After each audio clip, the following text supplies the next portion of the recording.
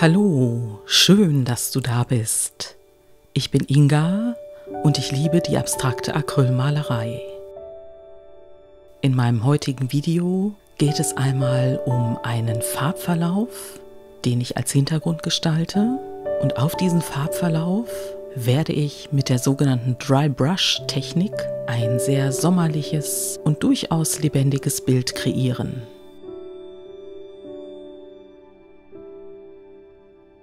Für meinen Farbverlauf habe ich mir zwei Farben ausgesucht. Einmal ein schönes sonniges Gelb und dann ein dunkles Schwarz, die ich zunächst getrennt voneinander auftragen werde. Und damit sich die Acrylfarbe auch besser verteilen lässt, gebe ich immer mal wieder Wasser aus der Sprühflasche dazu.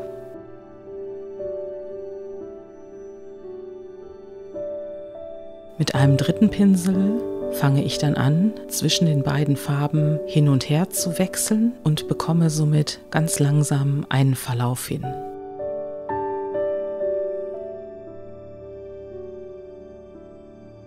Dabei drehe ich immer wieder mein Handgelenk und damit auch den Pinsel, um einen sehr weichen Übergang zwischen den beiden Farben zu erhalten.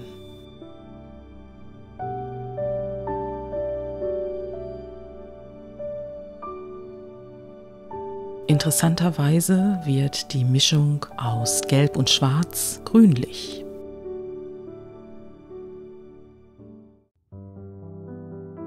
Nachdem mein Farbverlauf fertig war, habe ich die Leinwand zunächst getrocknet, damit ich darauf mit der Dry Brush Technik arbeiten kann. Dann habe ich 3 Farben auf meine Servierplatte aufgetragen. Und zwar ist das einmal das Reflex Rosé, das Hellrosa und das Venezianisch-Rosa. Du kannst aber tatsächlich jede Farbe, die du möchtest, auftragen.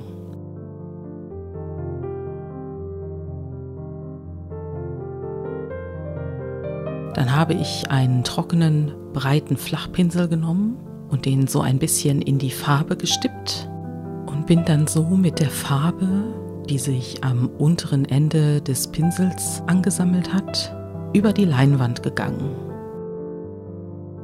Da ich keine 3 identischen Pinsel zur Verfügung hatte, siehst du hier ganz besonders gut, wie unterschiedlich der Farbauftrag mit unterschiedlichen Pinseln ist. Bei der Dry Brush Technik empfehle ich dir, Pinsel zu verwenden, die eher eine borstenähnliche Struktur haben, weil die feineren Pinselhaare, wie bei dem Pinsel mit dem türkisfarbenen Farbauftrag, eher dazu neigen, tatsächlich die Farbe in die Länge zu ziehen. Zwischendurch ist es tatsächlich sehr wichtig, die Farbstreifen mit dem Föhn kurz anzutrocknen. Das geht auch relativ schnell, weil sich wenig Farbe auf der Leinwand befindet.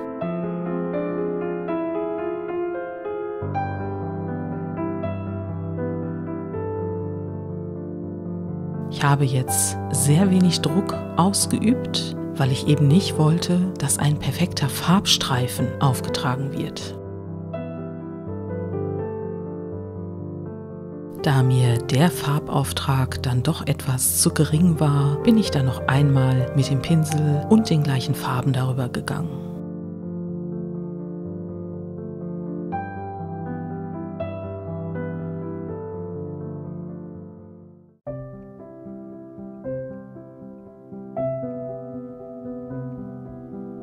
Hier zeigt sich auch jetzt der Unterschied, was passiert, wenn ich einen dunkleren Hintergrund verwende und einen helleren.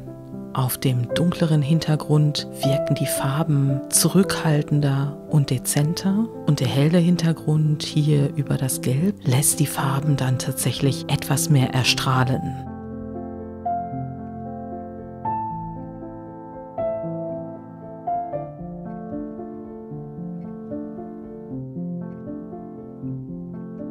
Nachdem jetzt die erste Farbschicht mit dem breiten Farbstreifen aufgetragen worden ist, greife ich jetzt immer wieder zu meinen Farben und trage sie ein Stückchen versetzt auf. Dadurch, dass die Farbspuren immer mal wieder abbrechen und dann spontan neu beginnen, ergibt sich jetzt langsam ein sehr lebendiges Bild.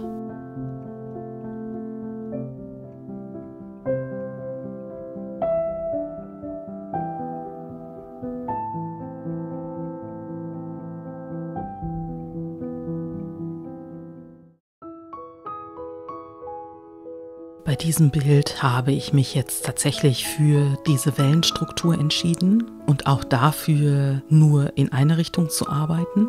Ich hatte zwischendurch überlegt, ob ich die Leinwand nur einmal um 90 Grad drehe und dann versetzt dazu Wellen auftrage, aber ich habe darauf verzichtet. Ich wollte einmal gucken, wie sehr sich so die Wellen übertragen und welche Wirkung das letzten Endes auch geben wird.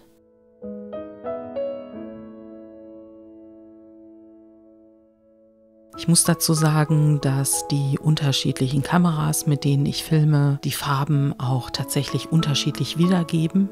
Ich verwende auf diesem Bild 2 verschiedene Reflexfarben und die kommen jetzt tatsächlich bei der ein oder anderen Kameraeinstellung nicht so zur Geltung, wie es tatsächlich auf dem Bild zu sehen ist.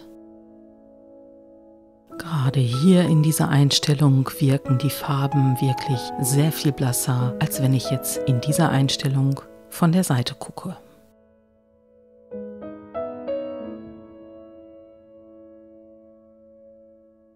Diese Leinwand ist ein wunderschönes Beispiel dafür, mit Kontrasten zu arbeiten.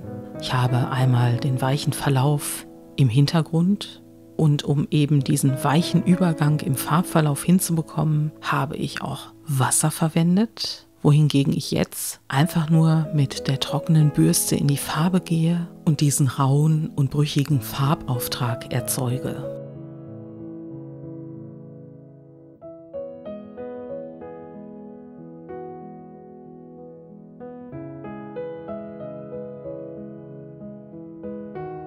Sehr schön ist auch, dass ich über den Druck auf den Pinsel einerseits die Kontrolle habe und andererseits spielt aber auch der Zufall eine sehr große Rolle, wie oftmals in der abstrakten Acrylmalerei.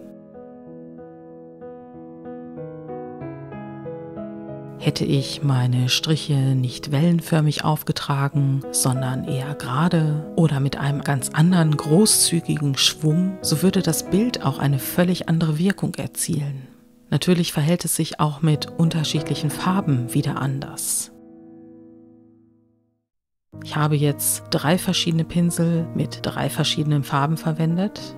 Das heißt also, insgesamt sind es 9 Farben. Aber ich kann mir auch vorstellen, weniger Farben zu verwenden oder tatsächlich auch mehr Farben und dann eben nicht mit den Farben mehrmals an verschiedenen Stellen drüber zu gehen.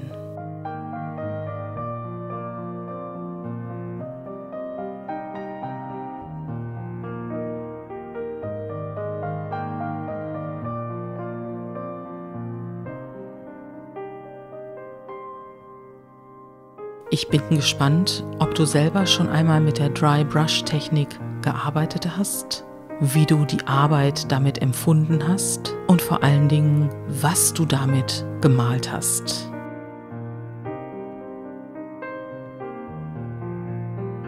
Ich würde mich freuen, wenn du mir von deinen Erlebnissen und Ergebnissen in den Kommentaren berichtest.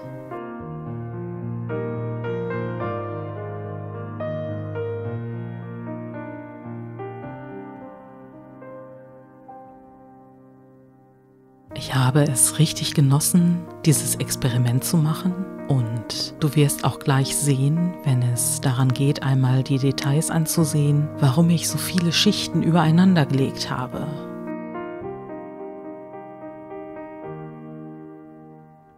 Zum Anfang war es ganz wichtig, dass die Farben einmal auf der kompletten Leinwand erscheinen und jetzt zum Schluss gehe ich vermehrt über ein paar Bereiche und du wirst dann gleich nochmal sehen, was dieses vermehrte Darübergehen in dem Bild tatsächlich auslöst.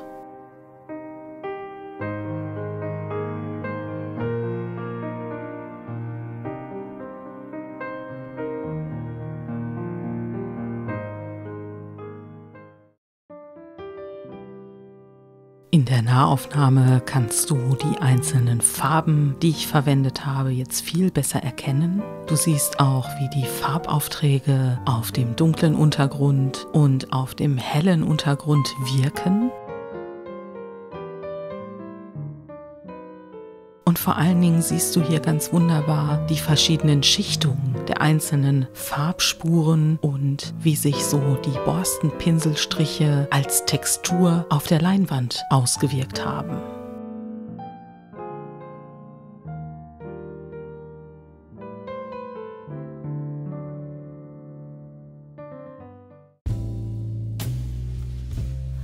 Dann zeige ich dir das Bild einmal, wie es aussieht, wenn es an der Wand aufgehängt ist. Du siehst die Dynamik der Wellen, diese lebendige Struktur, diese hellen Farben, die hervortreten und das etwas zurückgezogene durch den dunklen Hintergrund, wie es dem ganzen Bild einen richtig schönen Kontrast gibt.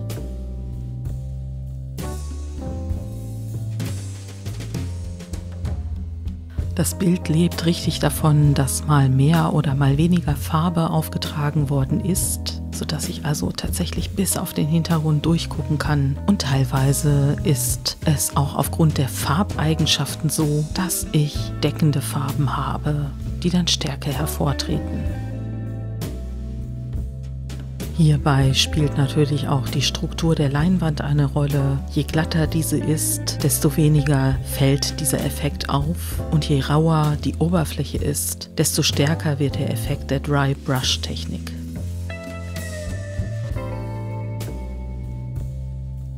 Dann möchte ich noch etwas in eigener Sache sagen, und zwar werde ich mir im August eine kleine Auszeit nehmen, um neue Ideen zu sammeln und um Energie zu tanken. Und es ist tatsächlich so, dass ich bereits im Hintergrund an einem kreativen Projekt arbeite, welches ich euch gerne dann zu einem geeigneten Zeitpunkt auch vorstellen möchte.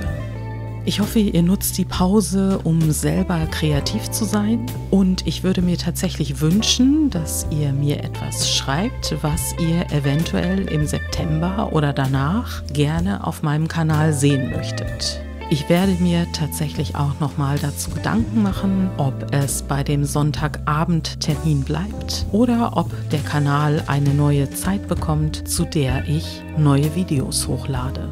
Ich wünsche dir einen kreativen Sommer, lass es dir gut gehen, sei trotzdem kreativ und ich freue mich schon sehr darauf, euch alle wieder hier begrüßen zu dürfen.